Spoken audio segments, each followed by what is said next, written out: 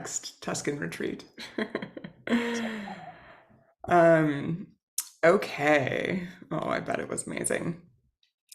Why don't we get started by just everybody popping in to the chat?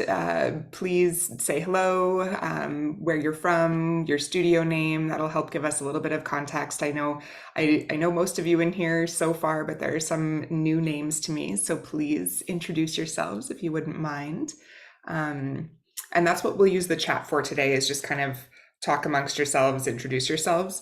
Otherwise, just from a housekeeping perspective, if you have specific questions that you would like us to address in the webinar today, at the bottom of your screen, you'll see a little Q&A box, and that helps me track everything and make sure that we got it answered on the call for you. And then we can clear those, and it's a little bit more organized. So, hey, everybody. Thanks for introducing yourselves. Agreed. Hello. I know. Oh yeah. Do you know Jen Ruggiero from Pilates Movement?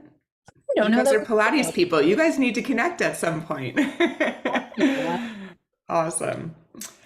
Okay, so for those of you who just hopped on, quick last announcement. We are doing this webinar style, so you won't see your faces on the screen. Don't be alarmed, you didn't do anything wrong. It's just a little different setup in Zoom.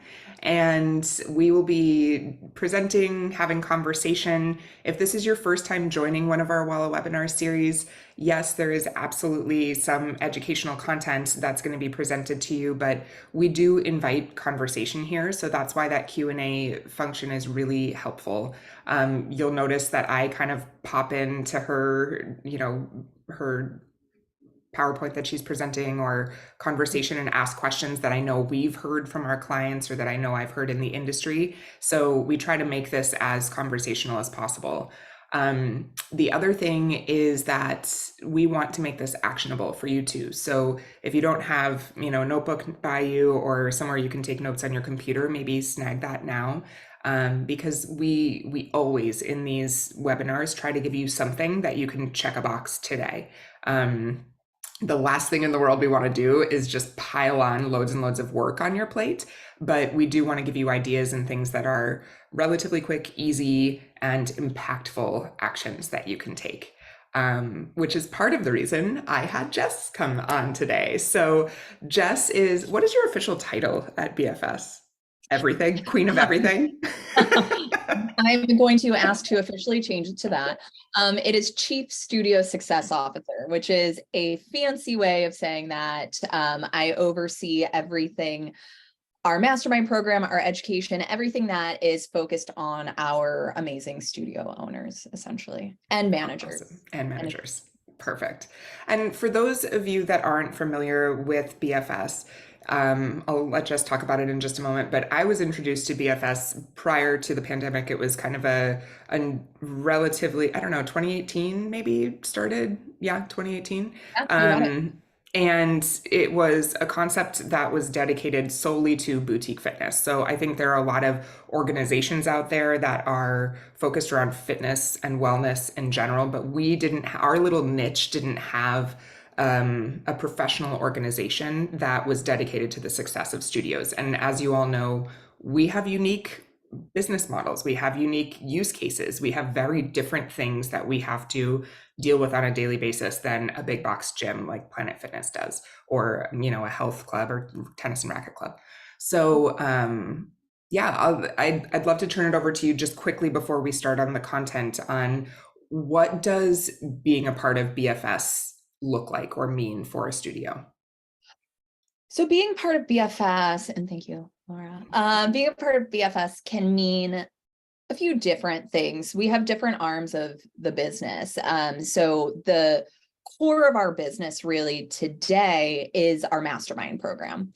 So we have mastermind meeting members who have a core team that they are placed on with 8 to 10 other business owners, where they come together once a month for a 90-minute Zoom meeting that is moderated by a BFS facilitator, where they share challenges, ideas, growth strategies, emotional support, all of the things. And then throughout the month, We have different virtual events for them. Yep. Masterminds will come on and speak about to the entire network of like how they're crushing it with their retail program or their retreats, whatever that is. So it's just a network of support of people who get it. Yep. To source ideas from and all the things. And then also we're doing events. So Christine, yes, October the 5th and the 6th, we will be in New York at a convene space in Midtown for our conference. So for our our conference that we do ourselves, we're also producing content for Idea World in just a few short weeks. But our event here in New York is like our flagship. So that's October 5th and 6th, registration opening probably next week. Soon. Yeah. Coming up. Yeah. And those of you on the West Coast, we've got a big conference coming up. The IDEA conference is July 12th, 13th, and BFS is going to be there. So if you'd like to get some in real life time with Jess and team and many other experts and business owners, please join us. We'll make sure to continue to send the information out about that to everybody. Of course, totally. Yeah, and then Awesome. we have educational offerings as well. We do 4-week courses, and we just put out educational content as much as we possibly can. We consider ourselves aggregators in the industry, so whatever we can pull from the brilliant minds and put out to the universe, that's what we're here to do. Awesome. Cool. Well, on that note, we're going to pull from your brilliant mind today and learn a little bit about customer experience. And I think, I chose this topic when we were talking about ideas and which direction we should go with this kind of customer experience lens. I was really excited that you brought up the idea of our teams and our staff and how retention and actually meaningfully leading your team ultimately means great customer experience. Because there are so many things we talk about, whether it be marketing emails or, when is the right touch point for a deal, or how do you facilitate a lovely in-studio experience? But I think the center of so much of that are the people doing it, the team members you have. And I don't think we talk about that enough. So with that, I would love to turn it over and kind of let you start the content and frame the conversation today. Fantastic. Okay, let me do that and let me share my screen now. It's there and it looks beautiful. Fantastic. Look at that. All right. And now the true test doesn't move. It moved. Okay. Yeah. So Laura covered this for us, so I'll skip that. Okay. That is the rest. Well, we have a larger team, but this is our executive team. If you don't know Julian and T, they are the co-founders. And I'll just throw out, because I always think it's such a fun story. So as Laura said, BFS started in 2018 when Julian and NT saw that there was nothing servicing boutiques really specifically in the industry. So they started a conference.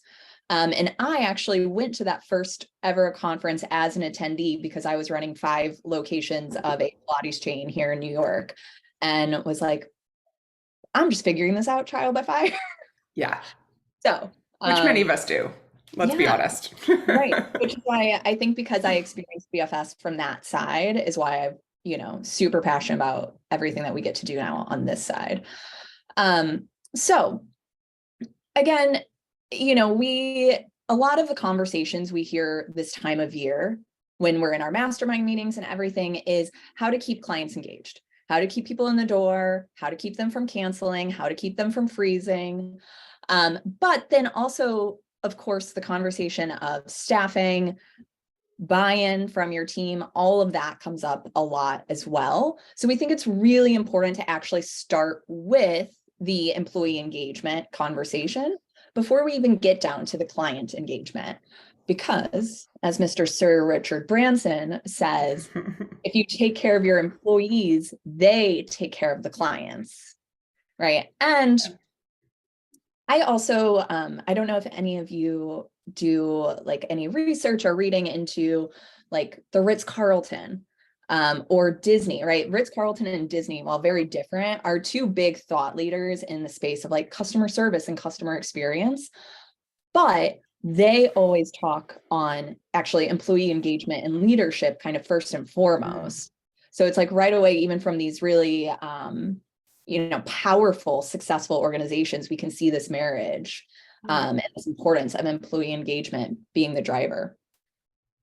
Then, of course, like this time of year, again, it's like particularly hard in the summer to keep your team engaged.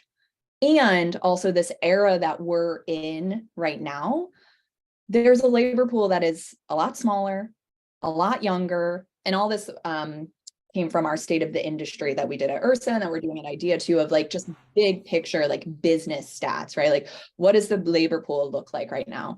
And numerous sources are saying it's younger and it's smaller and they don't want to do low wage work. So it's like, then how are we getting people to do our front of house, our receptionists, our instructors? Like, how are we keeping these teams wanting to work for us and then keeping them engaged and delivering a really high quality product and service?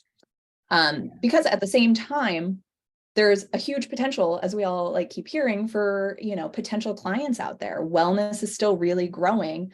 And almost more importantly, experiences are really important, which is why you need that team to deliver a really high quality experience, because your clients aren't coming just for health and wellness. It's a big priority for people right now, but they're coming for community and experience. Right. Yeah, I think there's this challenging place we've landed into where people realize they can get a fitness class now online anywhere, and most big box gyms have kind of upped the game on their class programming or digital class programming within their four walls. So the boutique experience has become even more important to be top notch, right? The people realize, okay, if I'm going to pay a premium for this service, I expect something pretty great. Right.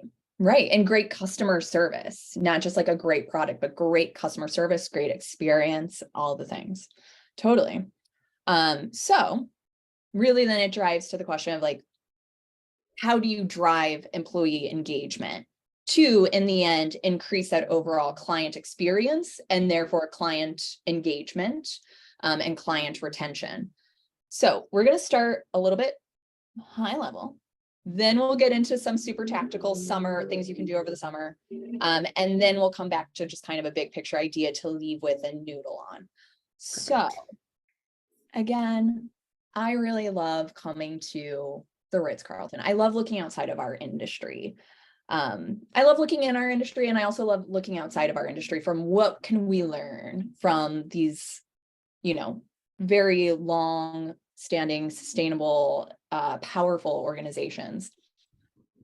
So the Ritz-Carlton, as I said, are leaders in hospitality and customer service, but you truly cannot seem to find things on them talking about customer service without going through the conversation of employee engagement and leadership. So these pictures are actually just fun tip from a conference I got to go to where the Ritz-Carlton was doing a talk on leadership on their rooftop of their new Nomad hotel that had not opened yet. So these are pictures from that. We got to do a private tour and then a talk on leadership, and it was stunning. So they start by really saying, like, defining the culture, right? So how do we define culture that feels very intangible, very like not super actionable, but there are clear ways that we can do. But first, let's start with, what does Ritz-Carlton define culture as? So they say it's the sum of the total of learned behaviors of a group that are generally considered to be the tradition of that people and are transmitted from generation to generation. It's a collective programming of the mind that distinguishes the members of one group or category of people from another, and the systems of knowledge shared by a relatively large group of people. So they, again, really point out that this is not actually an intangible thing. There is a strategy that you as the leader can set to drive a specific culture in your business and drive a culture of engaged and committed employees. So how do we do that? How do you thoughtfully create a culture? It starts by having shared behaviors. So, think through, like, do you have a set greeting that your team uses with clients even? Do you have specific ways and actions that they take to begin their shift, to end and recap their shift? Do you have shared norms? Is the experience of working at each location kind of the same for all employees? Does everyone receive the same amount of attention and respect? And then even to shared language, so does your team all utilize the same language when they're in the studio? Do they call it, I assume you all say studio, but even do you say studio? And then even down to, what do you call your clients? Are they customers? Are they clients? Are they yogis? Are they writers? So even getting down to the nitty-gritty of having this shared language and it being on paper is actually something that does end up driving a shared culture. Okay. And then, of course, you want to have your systems and processes in place, not only to keep your team efficient, but again, it's that shared and consistent culture being created by everyone following these same processes. Yeah, I was going to say that word consistent, I think, is the key.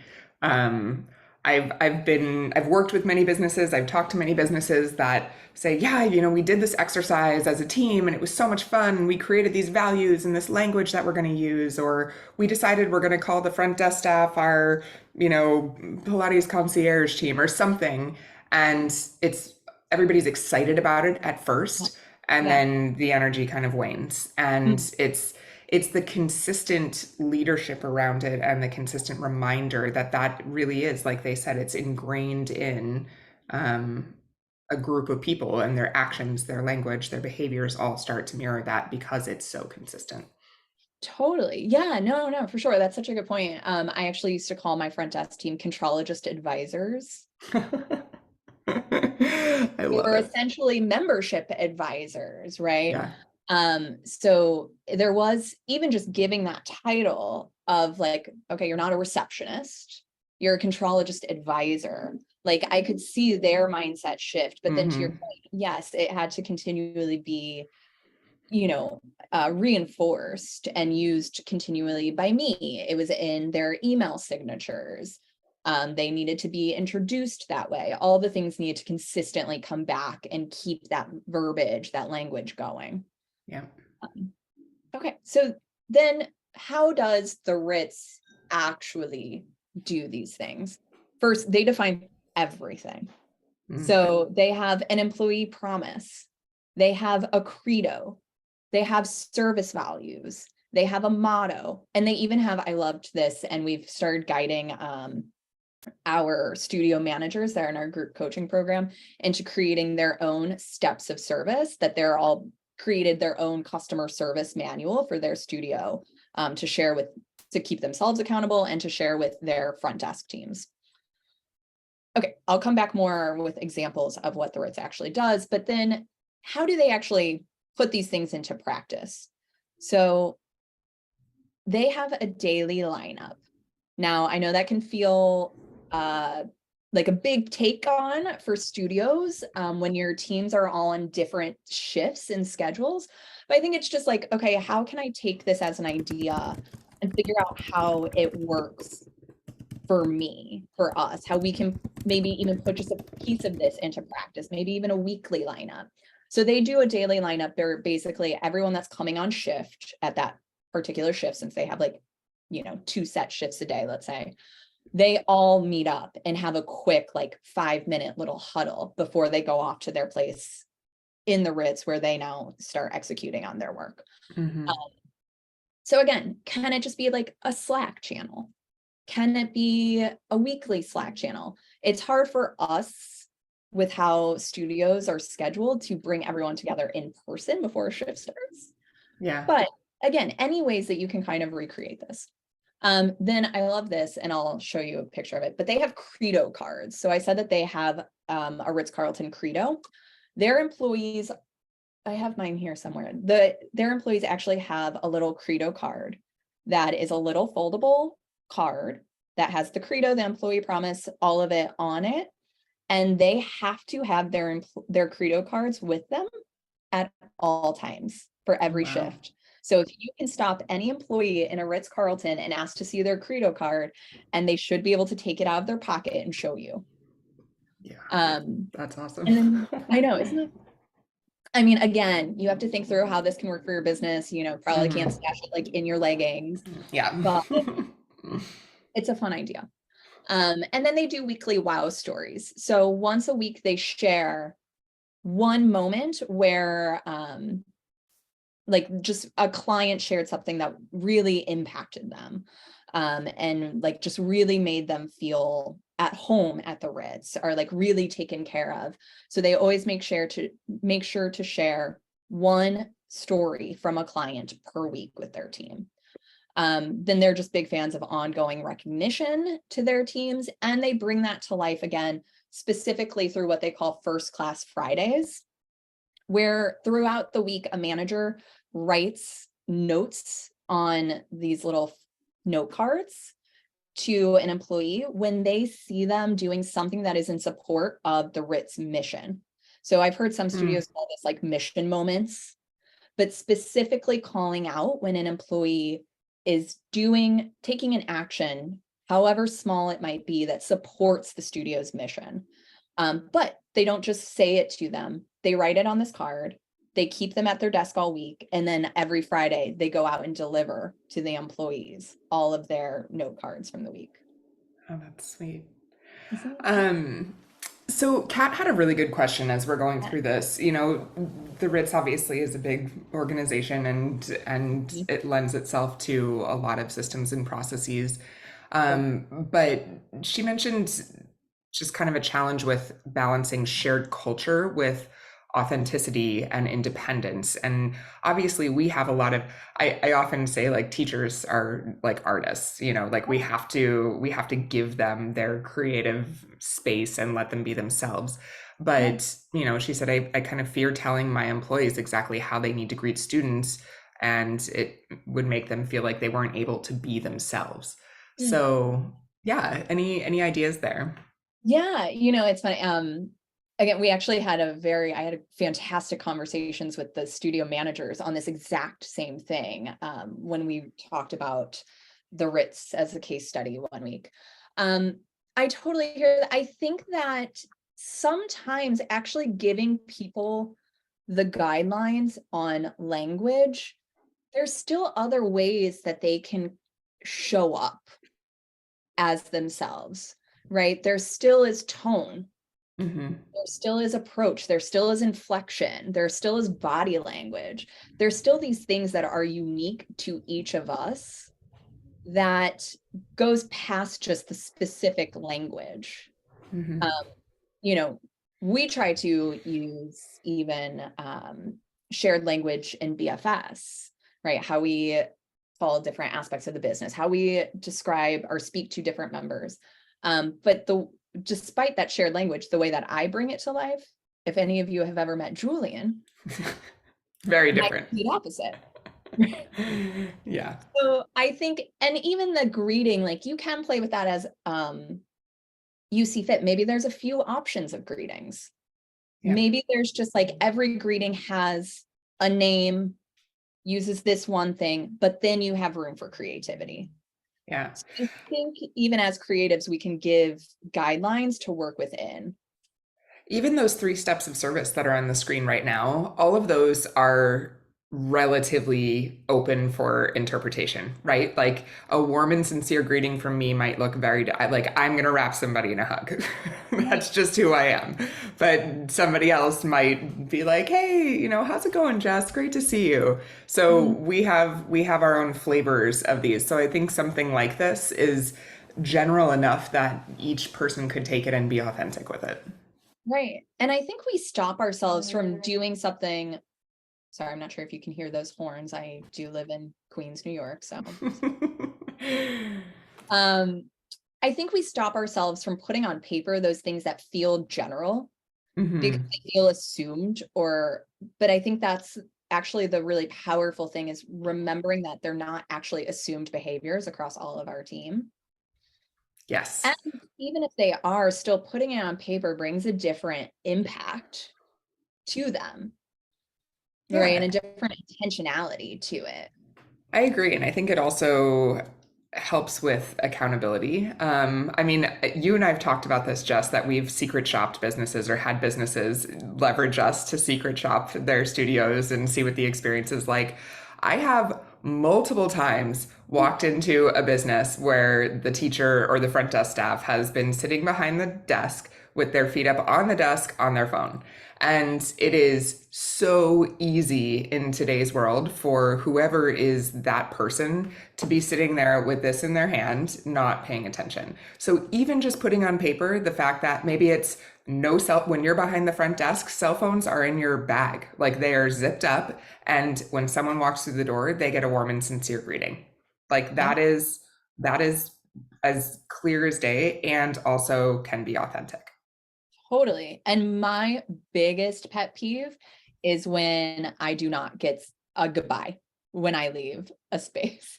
And it Yeah. happens more times than you would want to believe, that I walk out of a studio and whoever is at the desk does not say goodbye to me. And Hmm. I always clock it. Yeah. But it's like, you, for your desk, and to their they do get, like, they're probably juggling a ton of other things. But if Right. they know that is a priority from you, and for the studio culture, that every single person that goes out the door gets a goodbye, then that would impact that and shift their Right. attention, hopefully, in that Right. moment. Um, okay, so yes, these are the examples of the Ritz-Carlton motto, their credo, and their 3 steps of service. So this is their little credo card. You can see how little tiny it is, and Yeah. it fits into their pocket, and it has all these things on it. And I will note, yes, the Ritz-Carlton motto is, "We are ladies and gentlemen serving ladies and gentlemen." They have acknowledged that they are working to shift this restrictive language, but they are doing it apparently in a slow way, because their reason for saying ladies and gentlemen, serving ladies and gentlemen, historically has always been because they are hiring. I do think the reason behind it is beautiful, while the language needs Yeah. shifting. Right. Um, but they have low wage, minimum wage workers at the front serving the people who go to the Ritz-Carlton, which can put this certain power dynamic on that experience, right? How their staff and their employees are serving these very powerful, oftentimes very, very wealthy people that are customers of the Ritz-Carlton. So this motto spun from trying to level that playing field and making their employees know that you are just important to us as the people that you are serving. Which Is isn't that that different from what we deal with, right? Yes. Oh my goodness. I remember having, like 20-year-old starving artists working the front desk, checking in Naomi Campbell for a Pilates session. They're like, Yeah. it's empower it's them. true. It's, we're not talking about, desk staff making over 100 grand a year. They're serving people. So making them feel as special, as cared for, and as worthy as the people walking in the door is critical. Totally. Totally. Okay, I won't make you listen to me read all of these, but these are their service values. So again, it's like, I think we all have mission, vision, values, right? But then it's like, this takes it to another level of specificity to have service values. Okay, so that concludes the Ritz-Carlton case study. Should we jump to some fun summer engagement things? Yes, absolutely. Um, so again, next step of like working on this overall employee engagement is just, our employee experience is specifically looking at employee engagement. And again, specifically this time of year in the summer, it can be really challenging, but there are really actionable things you can do to start driving towards getting that employee engagement. One thing I don't have on here, but I would love to add, and I can share with all of you, We actually created an employee engagement tracker. So I think that's Cool. one place to even start, even before you get to these super forward-looking actionable things, is quantifying for yourself, what does an engaged employee look like? Hmm. Does it mean that they come early before their shift to, get settled rather than running into the studio at the last minute? Does it mean that they are very responsive to studio communications? Does it mean that they pick up a shift once a month? So basically the tracker line items, everything that it could mean to you to show that someone is engaged. And then it has a column for each employee. You weight each of these line items, how important they are to you.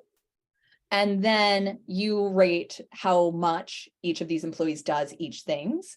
And then it gives you like a total score for how engaged this employee is. Love So that. yeah, I think again, it's just when we have these overarching ideas, how do we quantify them? How do we Right. how do we drill it down to find something quantifiable so it doesn't feel so intangible and subjective? Right. And even just having two of those as your quantifiers, it would be Yeah, helpful. Like having a class plan, picking up subbing a class once every month or whatever it might be. Having exactly. one or two of those is going to help guide the conversation and make everybody feel like a team more than individuals. I think, when we really boil it down, that is probably one of the biggest challenges in our industry is helping everyone feel like they're a part of something bigger and not just an individual coming and going from a studio. Totally. Totally. And how do your employees also want to feel like taken care of in the sense of like they know how to be better. Mm. I don't think anyone wants to be bad at their job, right? But if you just say, I don't feel like you're really engaged, I'd be like, okay, What does that mean? what do I do? How do I solve that for you? Yeah. So really quantifying again can give you more actionable things for your employees. Okay, and then on the more like immediate actionable side, forward-looking actionable side, ways to keep your team engaged. One, get on the same page. So that can be, again, just even as we're talking about with how you quantify engagement, but even for the summer, that can look the same as having a quick check-in, with each employee and saying like, what does your summer look like? How much are you traveling? Let's logistically get on the same page. And then also let's get on the same page objectively. So what is your goal for the summer? Are you looking to chill and relax and have time with friends and family? Are you looking to hustle, hustle, hustle and make a lot of money? Like that's just something that we never really tune into or don't often tune into with our employees, right? So get on the same Yeah. page. Find easy, oh, I broke down. Then find easy wins. So we set up so many challenges for clients over the summer. Can we set up an easy challenge for our team as well? Hmm. Maybe even it's a subbing challenge. Whoever subs the most shifts in the month of July gets a free dinner. Yeah. Probably doesn't have to be a lot, just something that's giving them easy wins to work towards. Looking at not just like big picture yearly goals, but really, especially this time of year, pulling it down to like monthly, even weekly short-term goals to keep them continually going in the right direction. Put wellness first, just like we say to our clients, do it with our teams. Bring in a healthy snack. It can be that easy. Yeah. Get your team together to go to another studio for a workout. Just like the Ritz shares, giving recognition and just really making sure that that's always top of mind for us, sharing successes, giving shout outs, connecting everything to the mission and to future goals, and prioritize realignment. So kind of going back to the same thing of getting on the same page a little bit, but holding those check-ins, reminding the team of the values, reinforcing that culture like we were talking about at the beginning, Mm-hmm. and then skill sharpening. So how can you host a book club, provide them different continuing education? We are doing a mini sales training for all members to invite their instructors and front desks teams to next week. So you can check it off, Yeah. of giving them that sales training, anything to keep their minds going, even outside of like their day-to-day tasks. Oh, that's a really good one. Perfect. The chill. No, the little training that you guys are doing Oh yeah. for not just the owners and managers, but for the teams. Yeah. Yeah. It'll be fun. That's next week. And then lastly is just chill. There is a statistic that the best teams spend 25% more time discussing non-work matters with their colleagues. So just really remembering that time that you're not talking about the studio, that you're talking about favorite books, favorite movies, concerts that they're going to, all of that actually does drive a lot of engagement and connection across your team. Yeah. Um, So a couple questions yeah. that came across. Well, first off, comment, Michael, thank you. I totally agree. Having all of this or establishing this, if you've never already, and now putting it into onboarding manuals or initial conversations when you're hiring is so important. But as Kat mentioned, for those people that have been your employees for 10 years or for a while, how do you approach this conversation without it feeling forced, like the initial launch of something like this? I think when you go into it with excitement, you Hmm. can create, because I mean, what would be the harm of going to your team and being like, oh my God, I heard this awesome thing about the Ritz. I learned all the stuff that the Ritz Carlton does. I want to bring it here. So I've created this employee promise for all of you to show you my commitment to you. We've created these steps of service. I'm so excited. Now, yes, then to Michael's point, let's re-onboard. Yeah. But I think there was something I heard in a podcast recently that was like, as business owners, especially small business owners, we get away from the idea of experimentation. Yeah, that's so And true. yeah, so like, why not experiment? Why not be open with our teams of like, oh my God, I heard this great idea. Let's try it. Yeah. Yeah, it's give yourself a break. You don't have to be perfect with the execution of everything you do. I think being human about it and being a little vulnerable with like, you're right, I heard this amazing thing and I think it really could do something special for our studio. Let's give it a try. Like, and then those one-on-one meetings will be so helpful.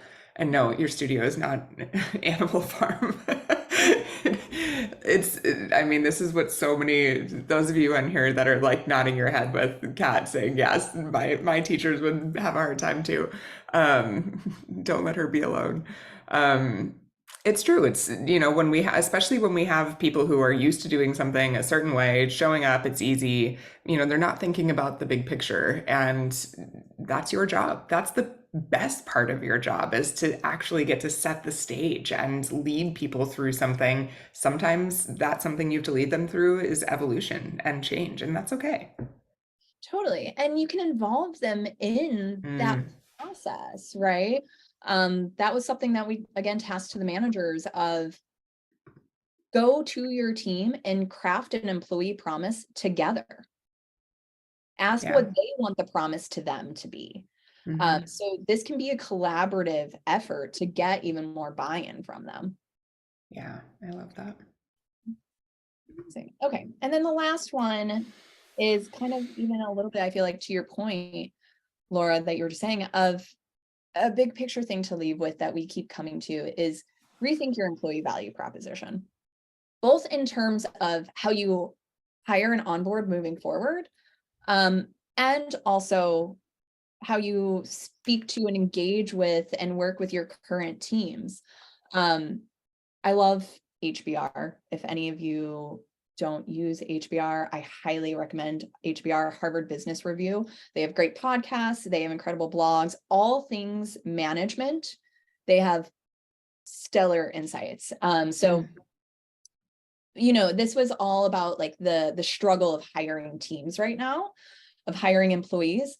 And it was kind of like, maybe we've always gotten it wrong as employers. We've always kind of been like, what do you want? to the potential employee, right? For how we get them. And when you ask someone what they want, all of our minds tend to naturally go to our short-term wants. So salary, benefits, flexibility, these types of things. And none of us usually, gross generalization, but none of us usually are that good at looking out for our own long-term needs. Mm-hmm. So is that more the role that we as employers can start taking of trying to push that conversation of like, what do you want in the long term? Now, here's how I can help get you there. So to bring this to life, like used to employ a lot of there's in New York, shocker, right? So it was that conversation of what are your long-term wants and needs for the employee. Usually it had nothing to do with working at the studio. It was being an actor or whatever. So then it was the discussion of, okay, so you won't work here forever. That's okay. But I want to help equip you with the things that will serve your long-term goals.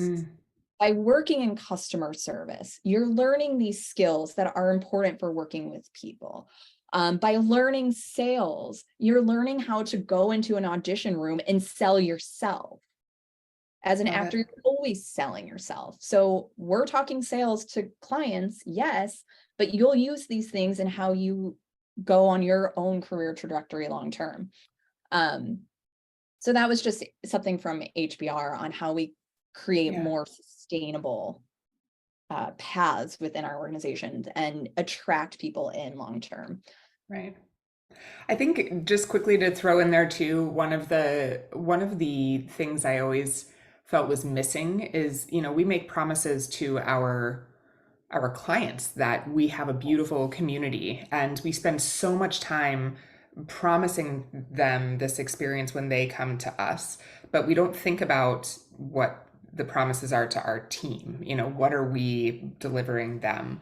And sometimes, yes, I agree, like talking about those long-term needs is going to be really important, but the foundation of so many of our businesses is this really powerful community. So how do we involve and envelop our staff in that community as well with each other? I mean, especially the younger, less experienced workforce are less connected.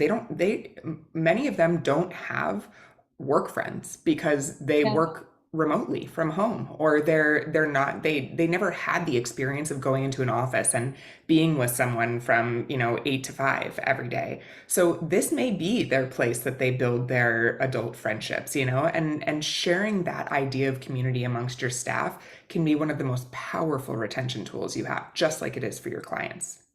For sure, for sure. And again, just like with our clients, we talk guidance, right? Like we tell ourselves as their guide, their fitness and wellness guide. We create milestone programs to keep them working towards long-term goals. But how do we ever translate that, or do we ever translate that to our employees?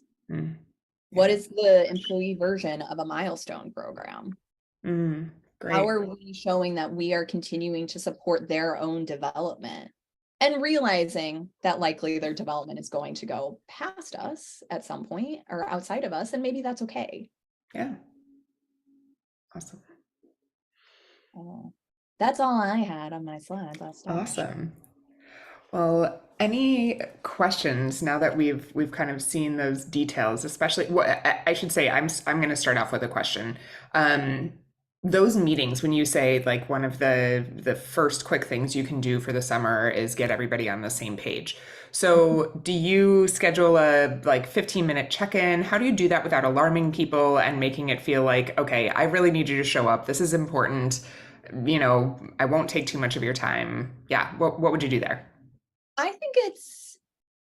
I think it can be a mix for everyone. Like we talk about doing one-on-ones and group meetings, like, spacing them out. But I think just being clear, like, hey, I would love to do a quick check-in. I just want to know like what your summer looks like, what you're hoping to get out of the summer. I would love to reconnect on where you're wanting to go in life. Like people like talking about themselves. Yeah, we're always our own favorite topic. Right. So if you really phrase it of like, I just want to find out what's going on with you. I would love to hear, um, you know, again, what your new goals are. Let's go out for coffee, especially in the summer. You could keep it casual, I think, and Yeah. just go out for a coffee check-in. Okay. Awesome. Yeah, and guys, you may be the first fitness studio owner or manager to ever do that for them. Like I think there are so many businesses in our industry that operate as, ships in the night, and you show up, you do your job, and you leave. Like that in and of itself might be such a huge differentiator. Totally. I mean, I've said before, I never had that in an employer until I came to BFS. And Mm, immediately the conversation was, where do you want to go? Okay, let's create opportunities for you that help lead to where you want to go with your career. I love it. And it's powerful when you experience that from an employer. Yeah. Michael, great point. Teacher, when you're doing this with teachers, everyone loves teaching full, vibrant, busy classes, bustling rooms. And when you frame this as a partnership and working, on culture towards a common goal, that's what the result is, period. So awesome. Always giving the why Yeah. for anyone is Yeah.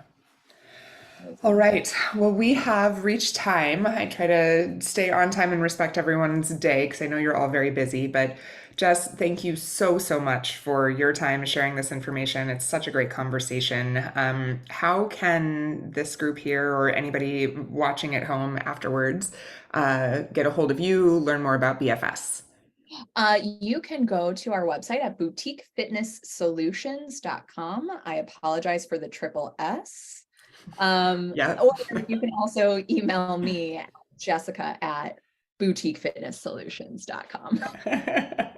Love it. And we'll be sharing this recording out with everybody that registered, and I'll probably put it in our Facebook group as well.